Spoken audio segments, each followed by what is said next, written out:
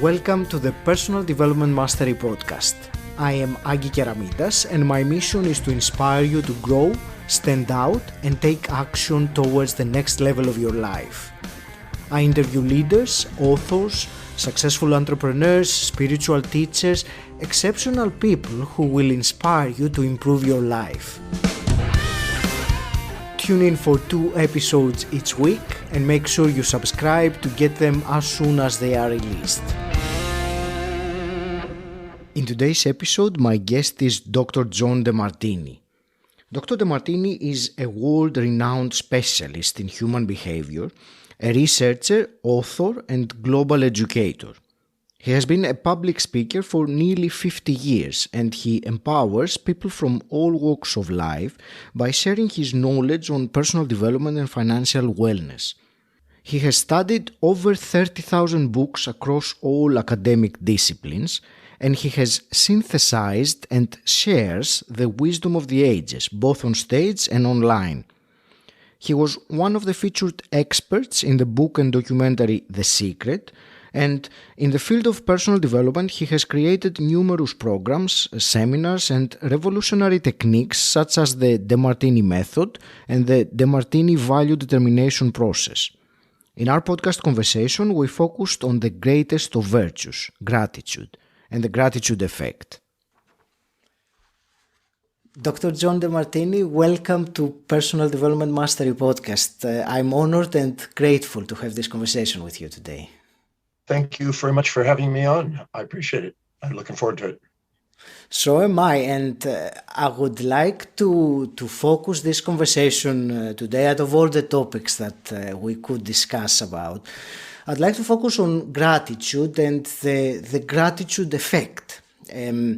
It's been said that gratitude is not only the greatest of virtues, but the parent of all the others. So I wanted to ask you, so when we talk about an attitude of gratitude, what exactly do we mean by that? Well, I like to think of there being 2 forms of gratitude. One form of gratitude is when things seem to support our values and go easily along. We go, thank you, thank you, thank you. It seems like it's working and flowing. Mm-hmm. And another form of gratitude when things are challenging us and seemingly chaos, and we're able to then discover the hidden order and a higher purpose for the challenge and able to be grateful for the hidden order inside that challenge.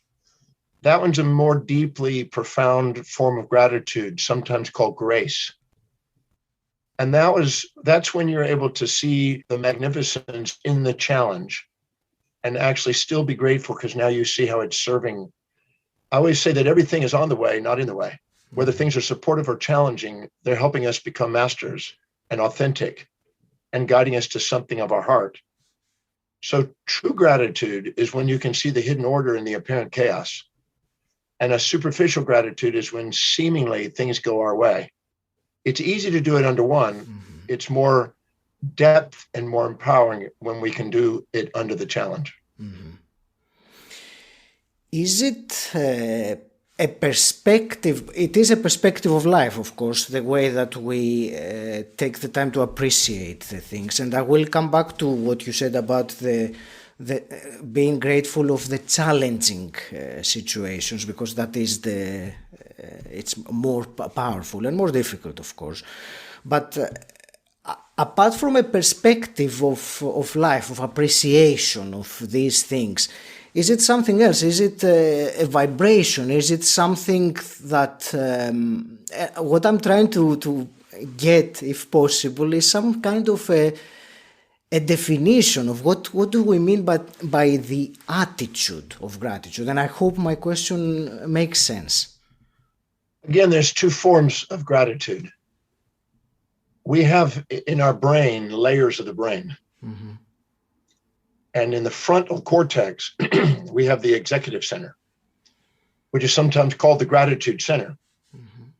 And when we are able to see both sides of an event, we change and balance out our neurochemistry. and we spontaneously have a yearning to want to express our grace and gratitude for the way life is flowing. This form of gratitude is the one that brings homeostasis to our physiology, brings wellness and healing. The other form of gratitude is a bit of a dopamine rush when things seem to be going easy and things are getting us what supports our values. That's a gratitude of ease, you might say. That's in the amygdala. The amygdala is trying to avoid pain and seek pleasure. And the executive center is embracing pain and pleasure in the pursuit of a purpose. So when we are basically going along and things seem to be easy and supporting our values, we go, thank you, thank you, thank you, thank you. That has a different neurochemistry than we're actually able to see the challenge and find the hidden meaning of it, and extract meaning out of our existence and find the hidden order out of our apparent chaos. And our neurochemistry balances and we bring wellness and physiological balance. That's when we're able to extract and see both sides. When we infatuate with something, we're conscious of the upsides and unconscious of the downsides. When we resent something, we're conscious of the downsides, unconscious of the upsides. When we're really grateful and love something, we're conscious of both sides. And when we're conscious of both sides, we're poised and present and purposeful and patient and prioritized and objective. This is the truest one that brings the true healing. It's easy for anybody to, when things seemingly go their way and you get a dopamine rush and you get 𝘁�ဍ𝗄𝘆𝘀 and you start to feel, okay, thank you, thank you, thank you. Anybody can do that. But the master is the one who can embrace the pain and the pleasure together and the support and challenge together, the pairs of opposites at the same time, and being mindful. In that, you resonate with a higher level of grace. And that's the one that truly brings wellness and healing. What do you think is an obstacle, one of the big obstacles for people experiencing gratitude when they are challenged? You said about feeling grateful when things are seemingly going well, and even at that situation, I've seen people not feeling grateful even for when things are going well. So like there is a lack of this feeling of appreciation, of gratitude, like they have been taking things for granted. So are there specific obstacles? Do you think there is something that prevents us from going and feeling this gratitude? Anytime we have an expectation of others or ourselves or the world around us or even objects around us to be one-sided, to be, only one-sided, not both-sided, positive without negative, nice without mean, kind without cruel. Anytime we have an expectation of one-sidedness, we set ourselves up for an unrealistic expectation that's going to bring a letdown, and we're going to be ungrateful. Anytime we expect others to live in our values, or expect us to live in somebody else's values, or expect the world to live in our values, or expect mechanical objects to live in our values, we have an unrealistic expectation, and we're going to be ungrateful. So it's about recalibrating our expectations to match what's actually there. Depression is a comparison of your current reality to a fantasy about how it's supposed to be. And anytime we have an unrealistic expectation or delusion or fantasy of life being anything other than it is, we're going to be ungrateful. We're going to practice the habit of being ungrateful, and we're not going to appreciate what daily life has to offer. But if we take the time to set realistic expectations that are truly valuable to us and to understand and respect others, what's valuable to them, and have a more objective view on life, our expectations are more grounded and we have more gratefulness in our life. We also can make a habit out of it. I write down every single day, every day of my life for decades, what I was grateful for that day, what I had the opportunity to do. It's 30 volumes of gratitude. Some volumes are 900 pages. So we're talking about tens of thousands of pages of gratitudes that I've accumulated over the last 49 years. So it's a habit of taking the time, reflecting, setting realistic expectations, and having expectations match reality instead of fantasies. that allow you to have an ongoing appreciation for the magnificence that life has to offer. Thank you. And I will just reiterate in my own words what you said. It's important to recalibrate the expectations that we have. So rather than having unrealistic expectations that we will be disappointed about, then you also mentioned, and it's very important, that it's a habit that can be built like other things. And you mentioned your gratitude journal, and actually I wanted to discuss a few ways that one can implement, or methods, if you wish, to get into that habit or enhance that habit of cultivating the attitude of gratitude. So shall we start? Let's start with this gratitude journal, which you said that for decades now you write every day what you have been grateful for the day that just ended. Is that how you do it at the end of the day, or do you do it throughout the day? I may do some throughout the day. I may do it only at the end of the day. Okay. Whenever I have a moment, I add to it. Would you like me to show it? I don't know if I can show a sample of it. Would that be useful? I would love to. Yes, thank you. Okay, I'll see if I can pull it up real quick. And I would also, since you're very kind to share, I would also ask you to share one of the statements that you have there so we can understand how you phrase it. Okay. So here is a sample. I had the opportunity to be requested to write a foreword on a new book. Had the opportunity to compose another foreword on another book yesterday. Had the opportunity to request for a real estate investment about a podcast that I'm getting ready to do. Had the opportunity to present a program, a seminar program, a workshop yesterday. Had the opportunity to have breakfast with a lovely girl that's here on board with me. I keep records. Had the opportunity to get a letter from one of my students. So I keep records on a daily basis. Had the opportunity to swim around the ship that I'm on. Every day, throughout the day, I have whatever I had the opportunity to do, I keep records of it. Had the opportunity to be part of a birthday celebration with a young firstborn child. I get thank you letters from students around the world. Had the opportunity to have a gathering with a musical group and to have dinner with a special musical group. Had the opportunity to do participate in a show, television show. I keep records literally every day. Had the opportunity to be with the Dennis Waitley tribute the other day with Les Brown and Brian Tracy and others. So I every time I get the opportunity to do something, had the opportunity to go to various locations because I sail around the world full time. Opportunity to so I keep records of this. This is all about the last week. There's an opportunity to receive a painting of my vision when I was 17 years old. The vision I had to travel the world and speak. Somebody sent me the picture of it, the painting that just did. So I keep a record of all my travels. So this is thousands of pages. I have 30 volumes of this. This one document is, so far, this one's 374 pages. But I have 30 volumes of this. So probably 25,000 pages of gratitude. This is outstanding. I've never seen anything like that. And thank you very much for sharing that. Here's one of my students that's just produced a new movie. So I get, sometimes it's from students, they send thank yous. Here's me sitting on my ship. Here's looking out the other night at the Milky Way galaxy outside my balcony, up on the outside the balcony of my ship. Amazing.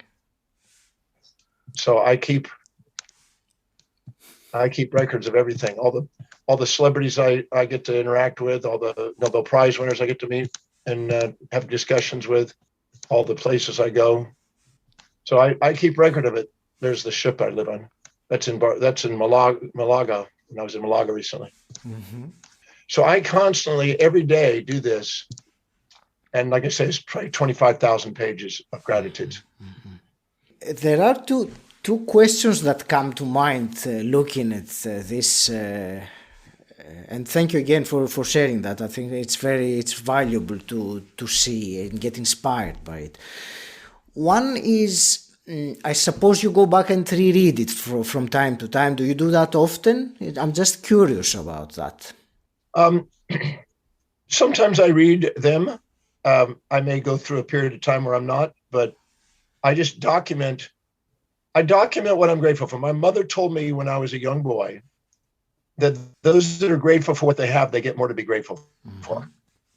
And I believe that gratitude is a sign of seeing things as they actually are, instead of seeing things as we fantasize or expect them to be. And I'm a firm believer of honoring what is instead of comparing what is to what's not. And when I'm grateful for that, it brings a tear into my eye, appreciation. It brings healing. It brings vitality. It helps me have less noise in the brain.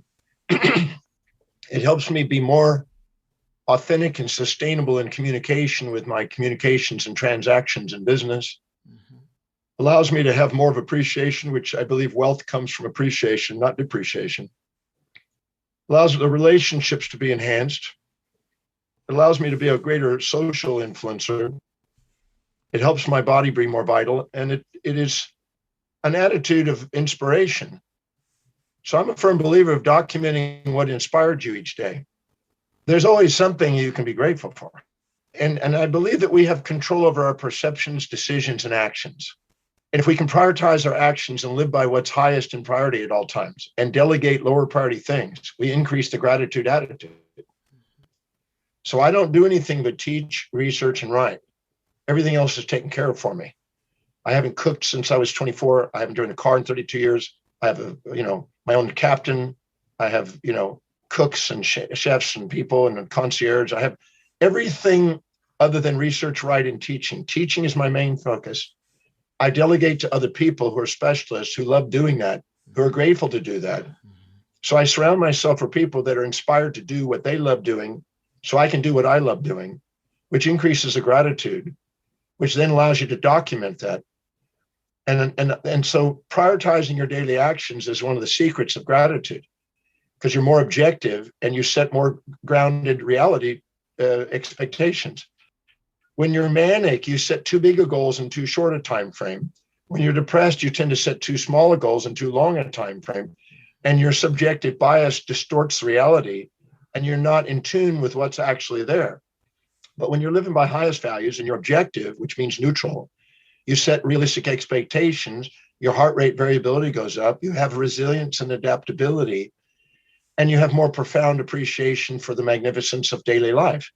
I also think that no matter what happens to you, you can take that perception, ask a new set of questions, be fully conscious of the two sides that are there instead of one side you may be overlooking and missing with unconsciousness, and become mindful of the magnificence in the perception and see how life, whatever's happening, is on the way. One of the greatest questions to ask every day is, whatever's happening, how is it helping me fulfill my mission in life? No matter what's happening, how does it help me fulfill my mission? When I can see how it's on the way, not in the way, I'm grateful, and I don't accumulate baggage, I accumulate fuel, and my vitality soars, and my more realistic expectation, and I see the magnificence of the world as I go through. And then I have plenty to document every day. I sometimes document just 6 or 7 things. I may document 100 things in one day. My birthday was a few days ago, and on that day I received hundreds of thank yous and birthday gifts, and I document those, all the things that people, are thankful for, and I'm thankful for. So my journal, my state of my mission book, which has a gratitude journal in it, is all the things I'm grateful for, inspired by. And if you start with what you know you're grateful for, what you know grows. And I'm a firm believer that if you do that on a daily basis and make a habit out of it, just like brushing your teeth or combing your hair, a little bit every day, by the inch it's a cinch. And then you accumulate a life that's filled with it. And now people, if they want to read this, my children can read this, they can see my life, my students can read it, and it can inspire them to maybe reflect on their life differently and see things in a way that they can be grateful in life. At the end of your life, you're going to be asked a simple thing. Did you do everything you could with everything you were given? And you want to be able to say, yes, I live my life with fullness. And fulfillment is being able to have sustainable, fair exchange with other people where you are remunerated in fair exchange for service. And if you can maintain those in balance and not try to get something for nothing with narcissism, or try to give something for nothing with altruism, which are unsustainable, and give true communication and fair exchange, you will increase the power of gratitude daily because you'll have fulfillment.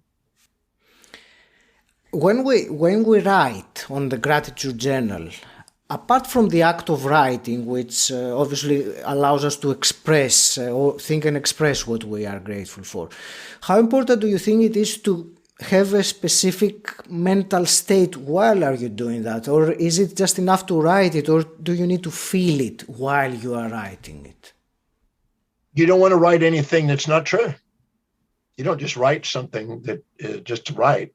Mm-hmm. You only write the things you're grateful for. And if you're not seeing it through gratitude, somehow you're unconscious of information and you need to ask the question to balance it. I was told by one of my mentors when I was 23 years old, who had 6 PhDs, he was 35 years old, he was a very bright man. He said, don't ever go to bed at night until you can review your day in such a way that you're grateful. So anything you're seeing that you're not grateful for, that means you have some unrealistic expectation on it and it's not matching your fantasy. Mm-hmm. So what you do is you go in there and ask, so how specifically is whatever's happened for me today, how is it helping me fulfill what's meaningful? If you do, you're filling the gaps with the missing information. And now you have a true gratitude. And you don't do it until you get a tear of gratitude. I don't go to bed at night until I get a tear of gratitude. I don't normally get up in the morning until I have a tear of gratitude. That's the way you start the day. And it's way more fluent that way. Then you write what's there. You don't want to write something just to be a habit of writing something that has no meaning. You want to extract meaning out of your existence. And meaning is the mean. As Aristotle said, the vices are the excessive or deficient responses to the reality of life. But the mean is the ability to see both sides and center yourself. So if I can't say, if I'm not truly grateful, I don't write it. That's exactly what I was asking, what you said, to extract the meaning, and that makes sense to me and answers my question. So thank you. You mentioned the phrase tears of gratitude, and actually I wanted to ask you about that as well, because there are some times during our day that we have an inspired idea or something happens and we have this tears of gratitude. And I remember I read somewhere you wrote that it's important to document this, specifically these moments, because it's your intuition, if you want, speaking to you. Yes. When you're infatuated, your intuition is trying to point out the downsides to get you back into balance. Mm-hmm. When you're resentful, your intuition is trying to point out the upsides to get you back into balance. Once you're in balance, you're inspired. The purpose of intuition is a negative feedback homeostatic mechanism to bring your mind into balance and to take you out of pride or shame and to take you out of infatuation or resentment and to get you authentically centered. See, when you're proud, you're not yourself. When you're shamed, you're not yourself. When you're infatuous with somebody and minimizing yourself, you're not yourself. And when you're resentful and exaggerating yourself, you're not yourself. Mm-hmm. You're only going to be in a state of grace when you're being yourself. So tears of gratitude are confirmations of authenticity. And authenticity is what you want to document in your gratitude journal each day. The moment you're grateful, if you document what tears of gratitude, that's a moment of authenticity, and you're seeing things through a balanced eye, and you're seeing things as they are, not as they are supposed to be, according to your fantasy. As the Gita says, Tat Sat, as it is, instead of as it's not. And this is the key. And gratitude is the tear of inspiration, which is neurochemically balanced, reveals to you the moments of authenticity. All of your physiology, all of your psychology, all of your surrounding sociology are offering feedback mechanisms back to you to help you become authentic. Because the magnificence of the way you truly are when you're authentic is more profound than any fantasies that you'll impose on your expectations on life. Hi, it's Aggie here, interrupting you with something you may find useful. One of the most frustrating feelings is when you're trying to focus, but you can't get your brain to concentrate on the important work in front of you. This happens to me all the time, and if it happens to you too, you are not alone. 40% of people say they have to make a big effort to concentrate. But if you're having trouble getting focused, I have a solution for you. I'm so excited to be partnering with Brain FM. Brain FM is a great app, and I use it to block out my mental chatter and zone in on my number one priority of the day. Brain FM uses functional music that is backed by science and research, and it is designed to give us that extra edge when we need our undivided attention.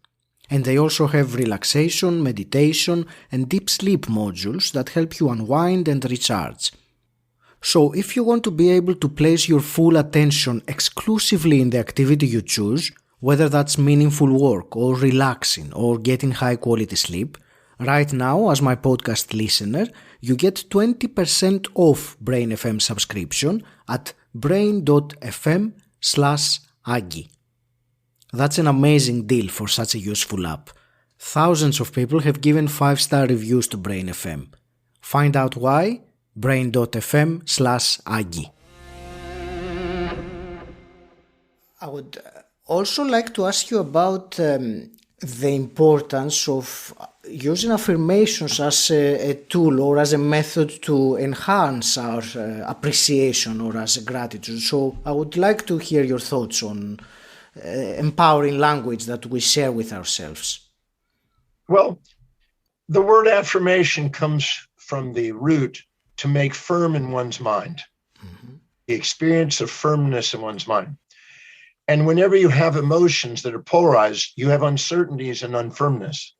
But when you have objective states, which I call the transcendental feelings, which is gratitude, love, inspiration, enthusiasm, certainty, and presence, these are things that can be firm in one's mind. So saying up an affirmation like I'm always happy, never sad is self-defeating. To say it's that whether I feel happy or sad, I know that I am being guided back to authenticity. Thank you. Now you're saying a checkup from the neck up, and you're stating something that's a principle that can be a reminder of how to live and perceive life. So affirmations are very valuable. They're reminders of how to view your reality. But you want to make sure that they're not setting yourself up for fantasies. You know, I used to, when I first started with affirmations, I would set up things and I had to polish them and clean them up. I have probably the largest collection of affirmations you've probably ever seen. I could show you a 26 page one affirmation that goes on for 26 pages. I have them thousands of them. But what I found is you only want to write down exactly how you really want your life to be and make sure that they are aligned with what you value most, because that's where you spontaneously are inspired to act. And make sure you're grounded in reality so it's obtainable. You don't want to set up a fantasy. See, I'm not always positive. I'm not always negative. I have times when I'm positive and negative. So if I set up an affirmation, I'm always going to be one-sided. I'm going to self-defeat. But if I say whether I feel supported or challenged, whether I'm praised or reprimanded, or whether I'm being treated kindly or cruelly, I know that both of them are bringing me into authenticity and guiding me back to my authentic self and revealing to me a message that I can glean insights from to be more empowered and more profound in my contribution to the world. If I make a statement that allows me to face reality and the pairs of opposites that life offers equitably and have equanimity and equity, I'm able to move through life with a deep appreciation. So affirmations are statements that it can help you become firm in one's mind about the calling and the métier, the purpose and meaning that you want life to offer you. So I'm not setting up fantasies. I set up grounded realities that I know that my life has demonstrated. If I look at what my values are, teaching is number one. My life demonstrates that. So if I expect anything other than doing that, I'm going to set up an unrealistic expectation. If I expect myself to be cooking, or I expect myself to work in the gym 2 hours a day, or if I expect myself to go to social parties and drink or something, these are things I don't do. So if I set up a fantasy and an unrealistic objective and expectations and statements that truly match what my life demonstrates, I'm going to be a compounded, momentum building, inspired, grateful individual. So set goals and objectives and statements that are truly conformed with what's truly valuable to you So you'll walk your talk, not limp your life, and you'll have integrity instead of, frustration in life. This adds to the gratitude journal, and you will spontaneously want to write the things you're grateful for every day. It comes out spontaneously. Thank you. And I also wanted to ask about a different angle of gratitude or appreciation, and that is appreciation towards ourselves. And I think that quite a few people have an issue with appreciation of who they are and their self-worth, if you wish. So I would like to hear your thoughts about how you can increase our appreciation of ourselves, our gratitude towards who we are with all our perceived shortcomings and so on. Well, anytime we see somebody else that we think is more intelligent, more achieving, more wealthy, more stable in relationships, more socially savvy and connected, more physically fit, more spiritually aware, and we compare ourselves to others and put them on pedestals, we'll tend to minimize ourselves in turn. And the self-depreciation is a feedback to let us know that we're comparing ourselves to others instead of comparing. Anytime we put people in pits and we think that we're smarter than them and more intelligent than them, more achieving than them and more wealthy than them in the opposite direction, we'll tend to have an unrealistic expectation on others to live in our values.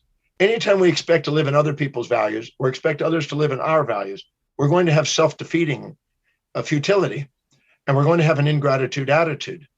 And we're going to be frustrated because we're not living with reality. People make decisions based on their own values, not ours. And we make decisions based on our values, not theirs. Mm-hmm. So if we don't set up realistic expectations and set objective depreciation, the self-depreciation is not a bad thing. It's a feedback to let us know we're being inauthentic. It's our friend. If I'm self-depreciating, it means I'm having a fantasy about who I am, or I'm having a fantasy about somebody else. And it's giving me feedback to let me know to adjust my expectations and reground and recenter myself, recalibrate my expectations and my objectives in life. So we don't need to get rid of that. It's a feedback to guide us. We need to learn how to listen to it and use it wisely to become more masterful at being authentic. Everything that's going on in our life is trying to get us authentic. The whole world is giving us feedback to be authentic. When we are having a true gratitude because the pairs of opposites that life has to offer, we see both sides simultaneously. Wilhelm Wundt, one of the earliest psychologists, said there was sequential contrast and simultaneous contrast. Simultaneous contrast is where you see both sides of life, the support, the challenge, the kind, the cruel, the pairs of opposites simultaneously, and you have a profound grace and seeing the hidden order and why nature keeps things in balance. That's the gratitude that allows you to be authentic. But the other time is when all of a sudden you see the positive without the negative, and you go, oh, you get a dopamine rush and you get infatuated and you think, oh my God, I'm so happy. And you get manic. And this is actually setting yourself up for a false expectation that life's supposed to be that way all the time. And then you end up depressed when it's not matching that. And then you self-depreciate going, why can't I have this fantasy world? So I'm a firm believer in embracing the pairs of opposites simultaneously instead of sequentially. And Wilhelm Wundt showed that that was a very wise way to handle life. And I find it. And that was the path that William James described as an actualized transcendental awareness. Kepler said the same thing. So I'm a firm believer in being able to embrace both sides simultaneously. So whatever I'm seeing, if I'm elated or depressed, I know to ask the other side of the question. Just like if the stock market goes down, it's overpriced stock. When it goes up, it's overpriced stock. When it goes down, it's underpriced stock. When it goes up, you made money on the past. When it goes down, you made money in the future. You just keep investing. Well, if you keep seeing the center between the pairs of opposites and see them simultaneously, you keep investing in your experience of authenticity. And now you have profound awareness and appreciation for life. Thank you. And you talk about the two sides, that every event has two sides because there is that inherent natural order in the events. And I wanted to ask you and bring this to the current situation, what things is happening with the world, with coronavirus, with society being polarized as it is, and our liberties being eroded, arguably, and people exchanging their freedom for safety and the consequences, the concerning consequences that may come as a result of that. So how do you think that this, what do you see is the other side? What is the hidden blessing in this so-called pandemic that changes our society so much? Well, to assume that it's not there is to create a crisis for your own awareness. You know, the reality is that there is no event one-sided. Mm-hmm. All events are new, narrow-minded thinking. A broad-minded sees neither good nor evil. A narrow mind sees either good or evil, either positive or negative. Yes. The amygdala wants to avoid pain and seek pleasure. The executive center wants to see objectively, both sides. So when COVID hit back in March of 2020 or whatever, I sent out a letter to millions of people on my database to tell us the upsides that they're experiencing so we can concentrate our focus on both sides. Mm-hmm. And got 17,000 responses. And the 17,000 responses the first day, and that's the first day, 17,000 responses. They had lists of anywhere from 10 to 50 benefits that were going on in their life. They got closer to their family. They learned how to use technology more effectively. They started going on Zoom.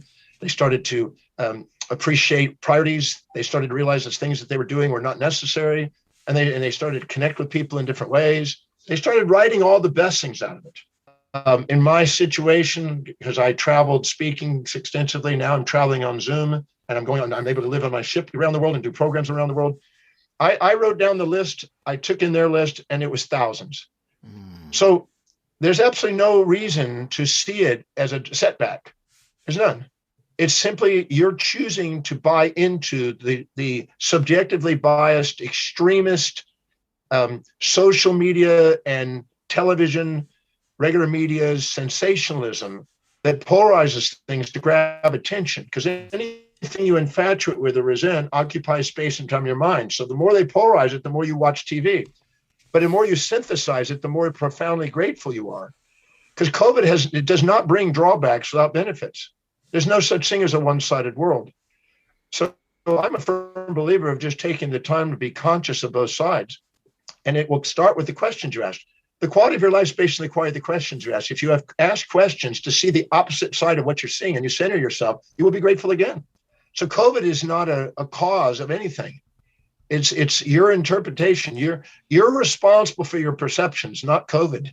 And you can make a mountain out of a molehill or a molehill out of a mountain or heaven out of a hell or a hell out of heaven, as Milton said. And it's totally up to you. And if you ask the right question and balance it, you can see something to be grateful for COVID every day. Mm-hmm. And apart from the individual other side of COVID, how do you see the collective blessing of all this situation as humanity, as consciousness? Well, it shows that when a collective society is perceiving distress, that it reverts down into a lower brain's function. It goes into the amygdala where it wants to avoid pain and seek pleasure and becomes more subjectively biased and more polarized. So we're getting to see the polarization of people who are choosing to see one side without the other. Mm-hmm. And they're taking a side, the pro-vaccine, the anti-vaccine, the pro-life, the anti-life.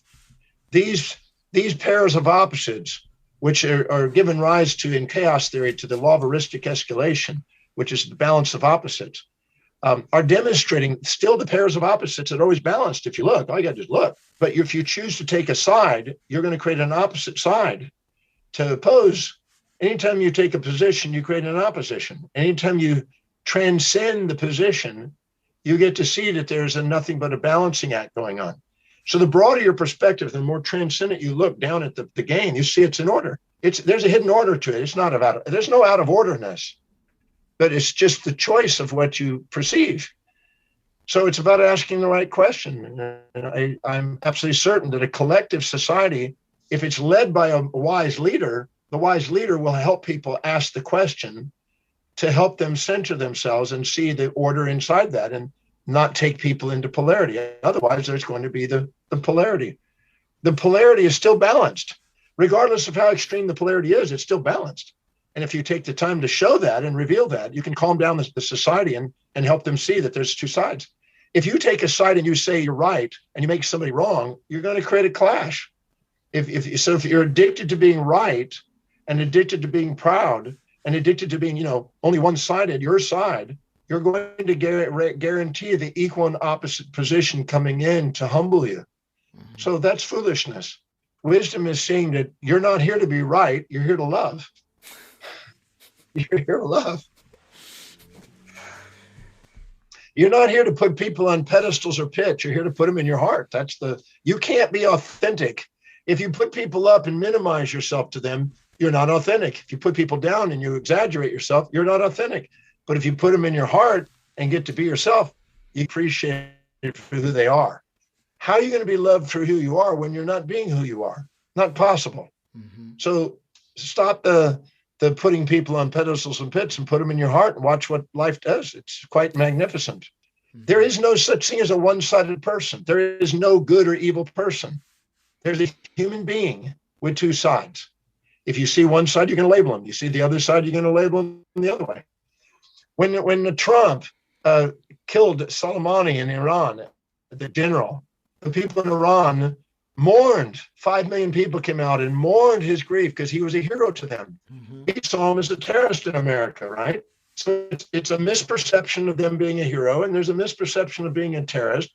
Soleimani was just a human being. Mm-hmm. He was worthy of love, but people who saw one side were infatuated. The other people saw the other side, they're resentful. Both of those are illusions. And both of those illusions clash. But the truth is, every human being is worth putting in your heart. There is no human being that's not worth putting in your heart. And everything that we see in other people is a reflection of something we're too proud or too humble to admit we have. And our reflective awareness allows us to own what we see. And once we own what we see, we have love and intimacy because we have reflective awareness and we have gratitude.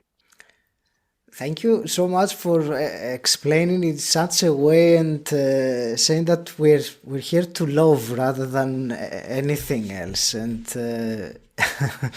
it's a very comforting message. So thank you. And I would like to also ask you some last quick fire questions, which I always do. And my first one is, what does the term personal development mean to you? Anytime we put people on pedestals and minimize ourselves in response, we put on a persona, a facade, a mask of who we are. Mm-hmm. We're not authentic. Mm-hmm. Anytime we put people down and exaggerate ourselves, we put on a persona, a mask, a facade. We're not authentic. Mm-hmm. We have what they call inequity. But the second we put ourselves on equality and we have equity between us and them, we don't put ourselves up, we don't put ourselves down, we put ourselves in the center. Now we have equanimity when we have equity with them. This is the most sustainable fair exchange relationship we can have, equity theory. In that state, we're not trying to get something for nothing narcissistically. We're not trying to give something for nothing altruistically. We now have a sustainable fair exchange. And that's the one that is sustainable and is loving and is grateful and automatically appreciates. Because if you have a transaction with somebody and you feel like they gave you more than you expect, you feel uncomfortable. Mm-hmm. If you feel like they gave you less than you expect, you feel uncomfortable. Mm-hmm. Trying to get something for nothing or trying to give something for nothing is non-sustainable. But when you have a transaction that's truly balanced and it's in the present and it's fair, you have appreciation, love, and you reflect and see that what you see in them is you. Mm-hmm. And that's the difference between personal development. Personal development is the journey of taking your personas and integrating them into authenticity. And once you're authentic, your personal development is now an authentic path. You're now living authentically and integral. Otherwise, you're disintegrated. You're exaggerating yourself and minimizing yourself. Mm-hmm. And every time we judge, as emphatically said in the 5th century, 6th century BC, there's love and strife. When we're in the center and we love, we're authentic. When we have strife, we're inauthentic. Our personal development is a feedback mechanism to guide us back into authenticity. And it's creating symptoms in our physiology and psychology and sociology to let us know when we're inauthentic, because the non-fair exchange leads us to symptoms to get us back into fair exchange. Everybody wants to have fair exchange with people. And so that's what personal development is for, to help us integrate into authenticity our journey through life so we have more gratitude and love for life. We all want to be having love and gratitude. We all want to be loved and appreciated for who we are. And that's how we actually achieve it. Thank you. And a quick hypothetical question. If you could go back in time and meet your 18-year-old self, what one piece of advice would you give him, if you would? I would just say thank you for following your intuition and your inspiration to help you get to where I am today. Mm-hmm. I wouldn't say anything except thank you, because there's anything you can't say thank you for is baggage. Anything you can say thank you for is fuel. And there's nothing to regret in life. To regret life is to compare that current reality to a fantasy of how it was supposed to be. You never make a mistake in your life. As 𝘁McCarthy described in his laws of least action, there is no error in life. It's only when you compare your actions to somebody else's values you think you've made a mistake. And it's only when you've compared other people's actions to your values do you think they've made a mistake. There is actually no mistakes in that equation, but it's knowing how to ask the right questions and being authentic to yourself. When the Delphic Oracle said, know thyself, be thyself, love thyself, it's basically describing as be authentic to what you really value and stick to what's priority in your life. If you do that and delegate the rest and give job opportunities to others to do what they love doing, if you help other people get what they want to get in life, you get what you want to get in life. And that's very fulfilling. And life is very magnificent. There's no difficulties in life unless you create it in your own misperceptions and expectations about reality. Thank you. And emerging from the conversation we had today, if you were to give to the listener one actionable item, something they can implement straight away, what would you tell him? You have two ways of fulfilling your life, either going and doing what you love through delegating, or go love what you do through linking. And linking means no matter what's happening to me today, how's it helping me fulfill what's meaningful? And then start to look in the mirror and realize that no matter what you've done or not done, you're worthy of love. Stop the comparison of yourself to others. If we compare ourselves to others, we're not going to compare our daily actions to our own highest values. And we're going to be wobbling through life and with uncertainties instead of actually being grateful through life with the certainty and presence of our mission of contribution. Thank you. Thank you very much. And I want to thank you for this wonderful conversation. You shared so many things in your way, which is I'm always fascinated to listen to you. I want to wish you all the best, and please continue to inspire people and help elevate people's lives. Any last parting words? Yes, I was born on Thanksgiving Day. Thursday was my birthday. So I turned 67 Thursday. Birthday. So because I was born on Thanksgiving Day, I figured I might as well live up to my birth. So last words to say is give yourself permission to do something extraordinary on planet Earth. Because the true you is extraordinary. And the magnificence of who you truly are is far greater than any fantasies you'll ever impose on yourself. So transcend the fantasies and honor the magnificence of who you are, and watch the magnificence of who you are unfold right before your eyes.